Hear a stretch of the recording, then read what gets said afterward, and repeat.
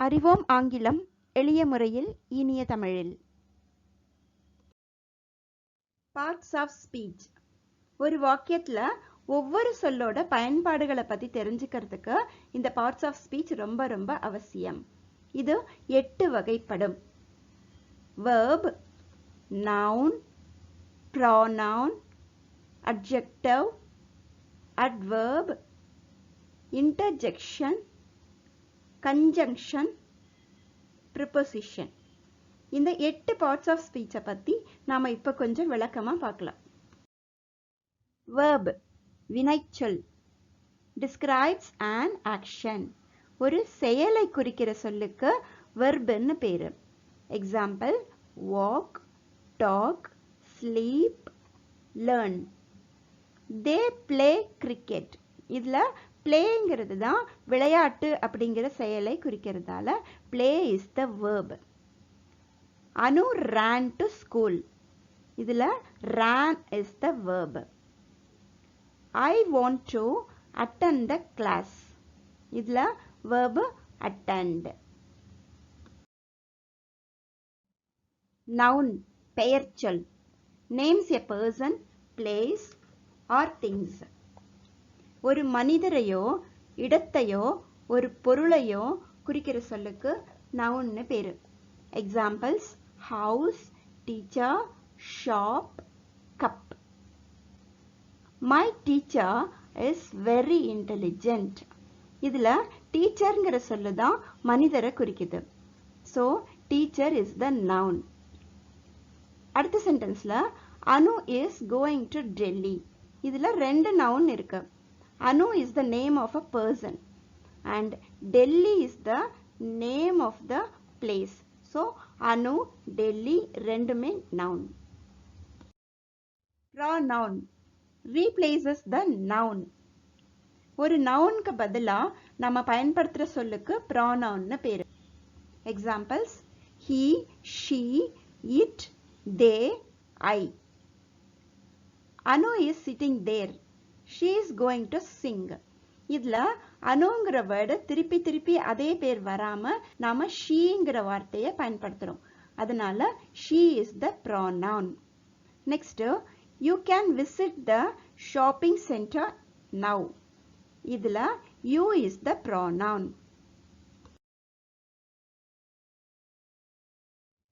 adjective, பண்பு பெயர், describes a noun or a pronoun. ஒரு noun அல்லது pronoun எப்படி இருக்குன்னு விளக்குற சொல்லுக்கு adjectiveனு பேரு. examples, small, beautiful, old, red. Anu has a huge house with 5 rooms.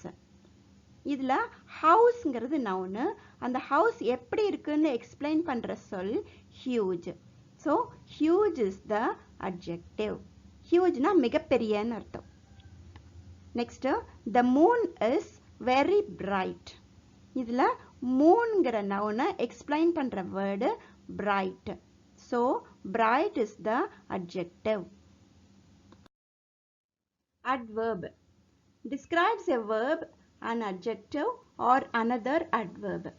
ஒரு verb, adjective அல்லது மற்றொரு adverbக்கு மேலும் சில தகவல்களை சேர்க்கிற வேர்டுக்கு adverbனு பேரு. it tells about how often, when or where. இது அந்த verb எப்படி நடக்குது, எத்தனை முறை நடக்குது, எப்போது, எங்கே போன்ற தகவல்களை தரும். examples, always, yesterday, slowly, neatly, well.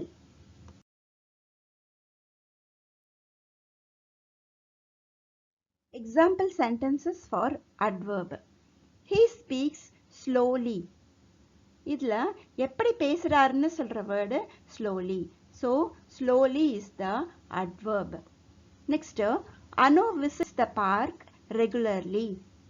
how often she visits? the answer is regularly. so regularly is the adverb.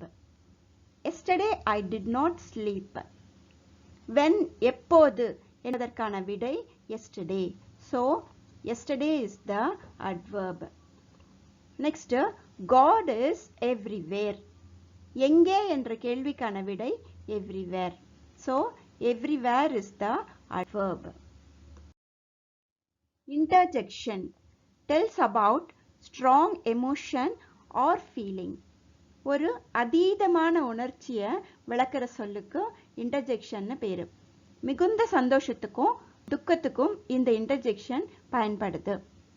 Examples: alas, wow, ho, hooray. Wow, this song is awesome. Wow is the interjection. Hooray, our team has won the match. Hooray is the interjection.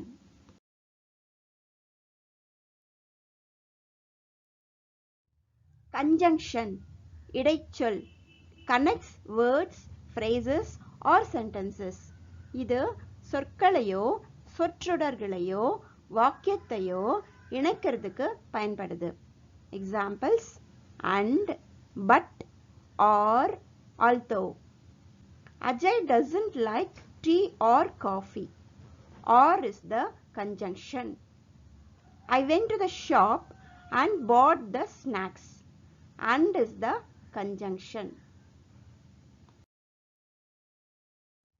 Preposition, used before a noun or pronoun to describe the place, time or direction. ஒரு noun அல்லது ப்ரானவுனுக்கு முன்னாடி இடத்தையோ நேரத்தையோ திசையையோ குறிக்கிறதுக்கு பயன்படுது.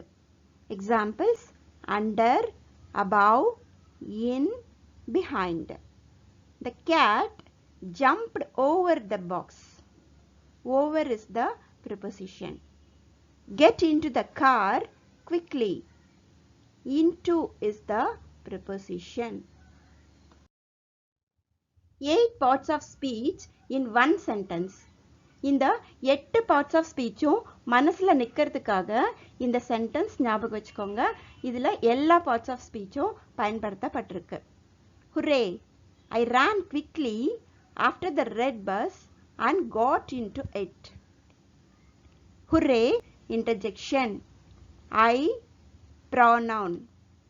Ran, verb. Quickly, adverb. Red, adjective. Bus, noun. And, conjunction. Into, preposition. இது மாதிரி ஒரே சென்டென்ஸ்ல எல்லா parts of ஸ்பீச்சும் வர மாதிரி சென்டென்சஸ் நீங்களும் ட்ரை பண்ணி பாருங்க. பார்த்துட்டு கமெண்ட்ஸ்ல போடுங்க. மீண்டும் சந்திப்போம். நன்றி, வணக்கம்.